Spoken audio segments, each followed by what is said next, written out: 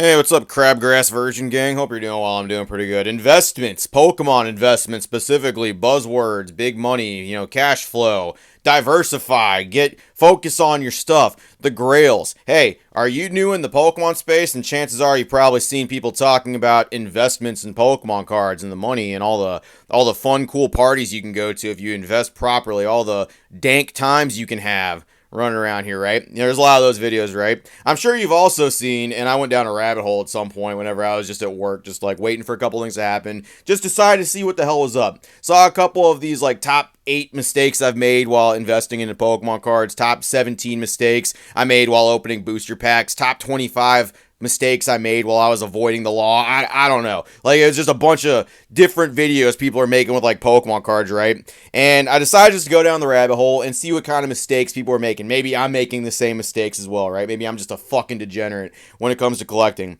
And I found that there is quite a few of them. I mean, some of them, the vast majority of them are like 2 to 3 years old, which goes to show what was happening then. The whole bubble and the whole, we gotta get product during the happening, the eventing, the stay inside and quarantining, right? That's where a lot of these videos came from. But there are still some that are going on today. But like, there's so many of them. There's just thumbnails for days. I figured we're gonna look at a few of them. I like some of these thumbnails. My particular favorite one, I'm not talking about this video because it's 3 years old. It's probably not gonna do this. It's from Pokenomics.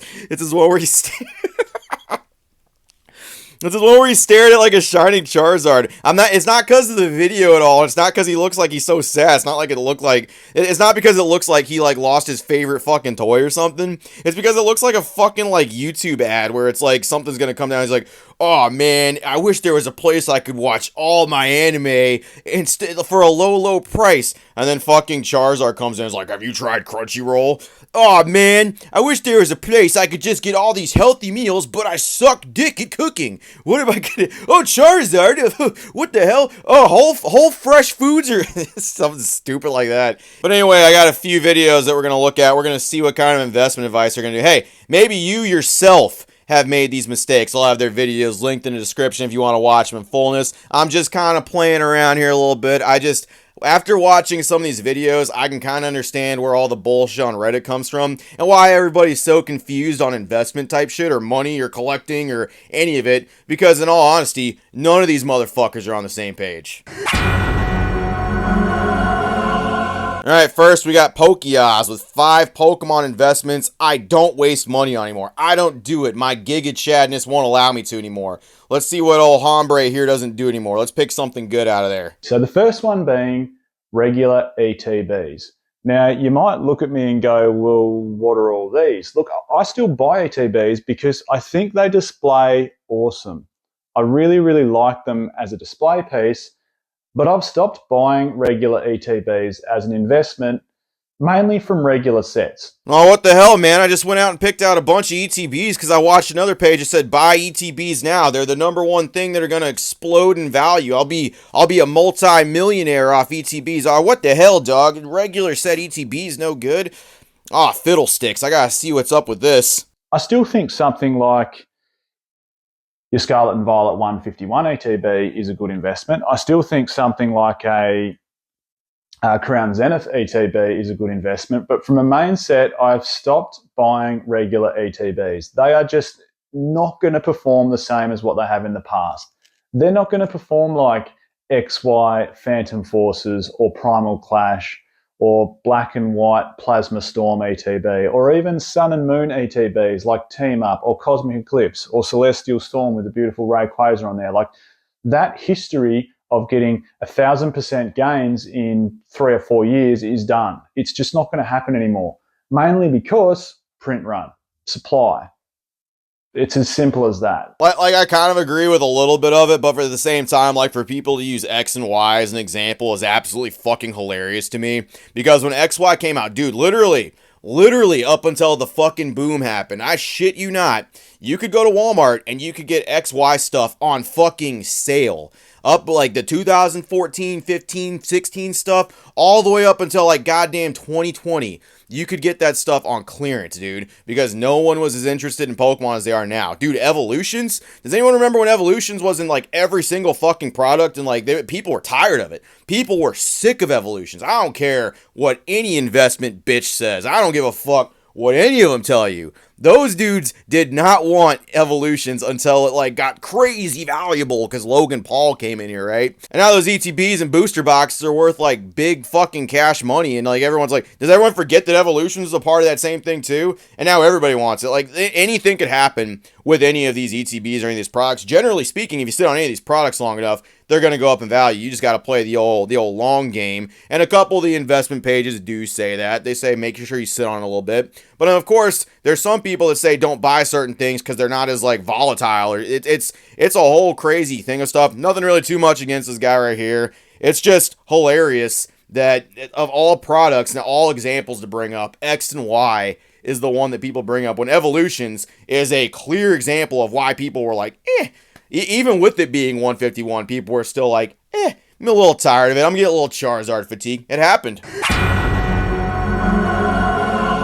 All right, next up, we got Phillips Collectibles over here. 7 Pokemon investing mistakes you don't want to make. You don't want to make them. If you make them, God help you. Someone's coming for you after that stuff. Let's see what old Phillip has to say, man. Educate me, big dog. Now, a quick disclaimer, this is just my own experiences. You make all your own decisions with your money. I'm just sharing my personal experiences of years of Pokemon collecting and investing. I just consider this a hobby more so than anything. Thanks, Philip. Appreciate that. Hey, by the way, guys, this is just my advice right here. If you lose your house because you went into like Pokemon debt because of some of the stuff I said, don't come after me. I'm going to call you an idiot. I'm going to be like, I didn't tell him to invest in shit. I was just telling a good old story about the fun times I had with Pokemon cards. Am I right? It definitely didn't say investment mistakes that you don't need to make or something.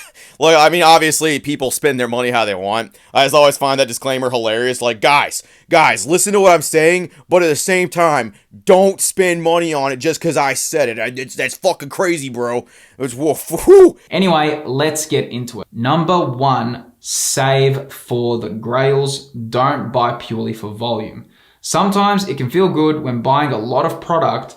It feels like you're moving the needle forward, but really you end up off worse. Number 1, when it comes time to liquidate, you'll need to sell a ton of product, which can take months to clear. And number 2 is you're going to limit your buyer market. Personally, I prefer to save for a PSA 10 chase card from a hot set, like your Giratina V or your Moonbryon. If you need to sell, it's far easier. And also in the long term, it's likely these are going to have the most nostalgia, pushing the prices up. Any iconic card today will be iconic in the future as long as the hobby is still kicking. And seeing as Pokemon is one of the biggest franchises in the world, we know that this brand's going to be here for years to come. Believe me, I know how fun it is owning a lot of product and having a huge collection to show off, but really don't focus on the size of a collection. It's way better to have a smaller, more highly priced liquid collection. I do agree Pokemon's probably in it for the long haul for a little bit. There's so many people heavily invested in not going anywhere, but it's like people also forget about Diamond and Pearl, Black and White. Hell, even the XY era that people like to do, there was nobody here. I remember fucking XY product being abundant, not a single person fucking caring, but you know what changed? The investability in Pokemon cards changed. That all happened in like the 2019, 2020 area where some people were doing that. You see a lot of people that say they've collected and they've invested for years. At the same time, you see only a lot of these videos happening kind of recently, and even some of the oldest ones that you're going to see on YouTube are 3 years old. And that should tell you a lot about when a lot of people started taking this money thing very seriously, and that's why a lot of this info seems kind of fucking like premature for a lot of this stuff, for people talking about trends and graphs and all this other bullshit, where it's like, but you've only been around here for like 3 years at the most. 4 years maybe actually observing the stuff. In the meantime, there was no collectability or investability, how you guys put it, in some of these products until recently, where more people came into it. The amount of people stepping this hobby could change fucking daily, man. And I mean, I get what you're saying. I really do. But then there's other people that contradict this shit and be like, don't buy graded cards. That's the peak value right there. What you need to do is buy a nice mint raw copy of the card. grade it yourself and then flip it for big dollar Renios, because that's easier to sell. No one's going to want to buy a graded card because how are they going to make money off of it? Like, it's that type of shit. It's so many contradictions in this, and it's not really necessarily anybody's fault in this stuff. It's just, I get why the Redditors are so fucking confused, why their Cheeto fingers are scratching their heads. I get it, I guess, a little bit. Hey, we got top 10 Pokemon with top 5 Pokemon investment mistakes right here. Hell yeah, baby. We got the old good things right here. Pretty solid, dude. And let's see what you have to say about what are your investment mistakes, man? I'm very curious. All right, mistake number 2 that I have made in the Pokemon investment world is not buying multiples of an item. If you feel that a booster box or a certain card is really going to increase in value or has that really good potential to increase, buy multiples of them. If you think that the Evolutions booster box is going to increase heavily one day, don't just get one. Buy a case. Dude, the people using Evolutions as an example, they're not wrong because it is worth a good little bit now, but it's so funny to me that Evolutions is the example everybody uses, whether it's contradicting what you should buy or it's in pro favor of fucking buying something, because I shit you not, Evolutions, everybody was tired of that shit up until the very end of 2020, until Logan Paul put his nutsack in the Pokemon soup and started stirring it around with his dick, and then everybody was all interested in Evolutions again. Look, I don't hate Evolutions. I don't think it's a shitty, god-awful fucking set, but let this show you how easy mindsets can change when certain people come to this spot. Hell, we don't even know what's going to happen with the 28th anniversary, 29th anniversary, hell, the 30th anniversary. Who knows how many people are going to step into the Pokemon hobby then, and then all this investment advice could be fucking null kaput. There's trends, there's stuff. Dude, Evolutions just cracks me up. It's crazy how X and Y is the martyr of great investments now. That's hilarious to me. That way, whenever they do increase, you know what? You can sell a box or two, right? Or if you see that a card is going to increase, if you think that a Charizard, a modern day PSA 10 Charizard is really going to increase, don't just get one, get a few copies so that later on down the road, you can sell a copy or two, but you can always have that one to keep for yourself.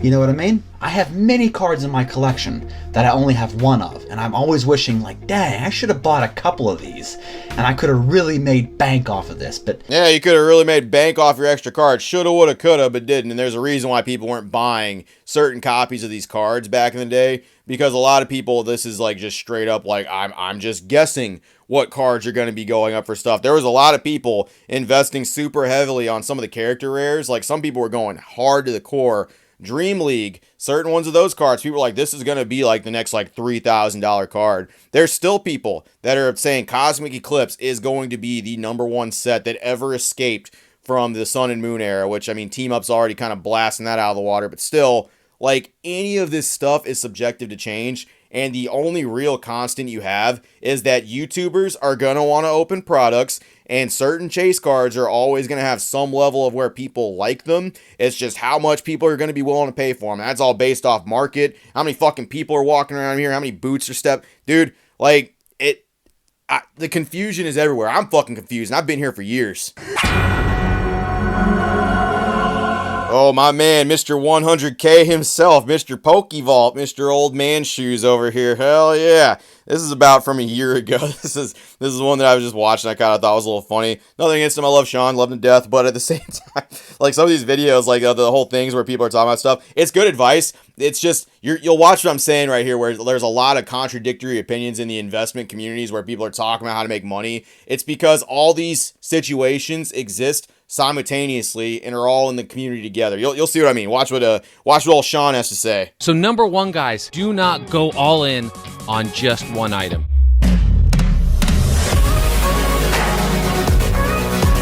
So guys, what do we mean by this? Diversify yourself. This is a pretty basic and like very cornerstone type of idea when it comes to investing in general, and that's to kind of spread yourself out. Don't go all in on one item, just for multiple reasons. Number one, if you take an L on that item, you don't want to have 1,000 of them, right? So that's just basic knowledge. And also, there's no fun in that, right? So you may feel very strongly about an item. Am I gonna, fault you for buying 100 UPCs and where those are going to be at in, 10 years from now? No. But I'm saying maybe we don't buy, 100 Pikachu V boxes with Brilliant Stars. It's just an idea of being able to spread yourself out, covering more bets, just like a basic degenerate strategy on how not to lose all your money all at once, right? Oh, but wait a minute. I thought I'm supposed to only save for the Grail cards. I thought, do not go in. Don't spread yourself out. Only buy the Grail cards. Only save up for your PSA 10 Grail cards over here. Don't fucking go all crazy and stuff like that. Whoa. Slow down there, Hobo Joe. Slow down there. Whoa. You're buying more than 2 of a card. You're buying fucking you don't only have 2 PSA 10 slabs in your collection. Whoo. Sean, you might be falling off over there. You might not have been doing stuff. Man, a year ago, you were just off the rails crazy. I just watched an investment page, and they told me that I should buy only Grails, that I should just go all in on that. Don't spread myself thin. You see what I'm talking about? It's just, you can literally go from place to place, person to person. Once again, it's nothing really against the people. I got nothing against any of them. Go check out their videos if you want. It's perfectly fine. It's just, all situations everyone's talking about exist in this place fucking simultaneously. And Sean's coming from a bigger perspective where he's an actual Pokemon content creator. He does different things with his product. And then some of the smaller channels, such as myself or anyone else making some of these videos, they don't have the same level of what I want to fucking do with cards versus the amount of money they can actually sink into cards as well versus what they can get back. It's a whole bunch of stuff, right? Like me, I don't care. I'm just going to buy whatever cards I want. I'm going to put them in a binder. If someone has a problem with it, go fuck yourself. I don't give a shit. I like my collection. I don't care if it's disorganized or fugly to you. I don't give a shit. I like it. And that's the end of the story with that. But there's a lot of people that are trying to figure out what to do, and they're looking to content creators to help figure that out. And of course, the people contradicting each other like this, bigger content creators, I can very fucking easily see where people are just like, that's a fucking... the gray felt Pikachu. What do I do? Oh, Teeth Skull cosplay. What do I... Of course, I get it. I completely understand. Oh, it's my main man, Cabal himself, Mr. Nostalgianomics, Mr. Nostalgia right there. Don't really have anything too much against old homie or anything like that. We're going to keep up with stuff. He's one of the few people, I will say, if you want a fresh investment on modern stuff video, I'm not his biggest fan by any fucking stretch of the imagination. He does put out content pretty consistently. If you were looking for that kind of stuff, I'm going to drop his stuff just like I'm dropping everybody else's stuff in the description. Go check it out if you want. It's just, he does put out stuff consistently. I'll give him that. So go check it out if you want. Now, I'm sure I'm going to say a lot of things you disagree with. Feel free to let me know in the comment section, but I'm just going to lay it out there and give you the truth, the whole truth, and nothing but the truth, the goods and the bads. Now, this is the reason a lot of people in this hobby don't like me and why I have very little to no friends in this hobby. Huh, really? I do the exact same thing, and I have plenty of friends. I don't know. Maybe it's your personality. Maybe that's what it is. I don't know. Maybe it's maybe it's something else. Maybe it's not the things you say. Maybe it's how you say it, how the tree says it. You know what I'm saying? Maybe it's a little bit of that. But that's a story for a different day. Let's jump into this video. First off, what am I talking about here? I'm talking about Pokemon singles, the raw singles, versus the slabs, whether it be PSA, CGC, Beckett, BGS, whatever you want to put them in, doesn't matter, or sealed product. Let's start out with singles. Singles are bar none the most versatile item in the Pokemon or any other TCG. And for that reason, they are the most liquid. And what do I mean by most versatile? Well, think about this. One, the players need them. The players need the cards for the games, so they're going to be buyers of them, right? The graders, the card graders need them. They need the mint singles to put in the plastic, whether it be for their own collection or to sell in the market as a profit, because you get a profit when you put it in plastic and it gets a high number, and because people want to pay more for it, okay? You have the binder collectors who just want to complete binder sets of all the sets. Then you have the Pokemon, the character collectors. You have the artist collectors that want the singles. You have all these different groups that actually want the singles and all the different ways they can be used, which makes them the most versatile. They have the lowest price points in the hobbies. Did you know this? The majority of every Pokemon card printed ends up under $1. Stay with me. Think about it. No, I did not know that, but it sounds like you should probably tell that to some of the dudes on Whatnot for a second, because some of those guys sell some of those cards on there as if they're not under $1, and they go for $10, $15. I've seen plenty of stuff like that going on, but hey, less than $1. It's 15 on here, but it's 1 here. You're paying for the show, you poors. I mean, fucking get on here and just drop a little bit more cash. Yeah, I know this is a $2 card. It's a $3 pack. Hey, why not pay like $12 for it? Hey, ooh, that's a good investment. You got the energies, the trainers, commons, uncommons, rares, hollow rares. Heck, even most of the EX, GX, Vs, all that stuff end up under $1 eventually. Meaning it's basically an impulse buy. Anyone can afford it. You know, you can just log on or you can see it in person and just buy the card because it's just that cheap. So that's why it has the largest customer base. I mean, even most of the cards in every set end up under $10. There's only a few chases in each set long term that actually stay above that. Especially, I mean, we might see some differences going into the alt art era and the Sword and Shield and some of the newer stuff, but on average, that's how it usually has been. So basically right there, you can get a bunch of singles. They're very versatile. People want them for a bunch of different reasons. I generally agree with most of what he's saying. It's not necessarily a bad way to look at that stuff. The other problem is, though, is like lining up all that stuff to where it's going to flow like that, where people are going to be interested in binder collections, where people are going to be interested in graded cards, where people are going to be interested in playables, where people are going to be interested in artists and stuff like that. Yes, you have all these singles, but not everybody wants all these singles all at the same time. And what can happen with a lot of cases, people can actually buy a bunch of something, like Sean's was saying, and then like you can be stuck with a bunch of something, and if you don't like it, then you're just stuck with a bunch of bullshit that you didn't even want in the first place, you were hoping would move, and it might move, it might be slow to move, but it's not going to move in the time frame that you were wanting to put money into it. And I can see that being a big deal with singles. Me personally, I love singles. I have multiple copies of certain cards because I fucking like them. That's just how it is. That's perfectly fine. Okay, no big deal. But like, I think some people, when they buy like a ton of a specific card and they're wanting to move, and it's not necessarily one of the FOMO cards that are going on where people are literally jerking their nut sacks to try to get it, you're gonna be. I've seen some people struggling on some Instagram fucking claim sales trying to move a card, and it's not going anywhere. They have multiple cards. It might go somewhere eventually. It might be a good pickup later. It might be something that's good. And then the shitty thing about playables, I mean, is like if you're not playing like, you know, standard is what people need to like actually formally play in worlds and stuff like that. Yes, there's expanded. People could do all that kind of stuff too. Like your expanded players are not going to be as like niche as your standard. And then, dude, it's a whole thing about just sitting on singles for a long time, potentially. Could happen, could not happen. He goes into the risks as well. I'm not going to take that away. He does say, like, there's risk for doing all that stuff, and he does go into it. It's just, watch the contradiction that takes place here from another YouTuber. Here's why I can see why y'all are confused. Oh, my big boy right here. Oh, he's doing the stop, don't touch me there. That's my no-no square sign. That's how you know this is going to be a good video. I like that. Don't do this. 5 mistakes collectors make that ruins their collection. Your collection's ruined.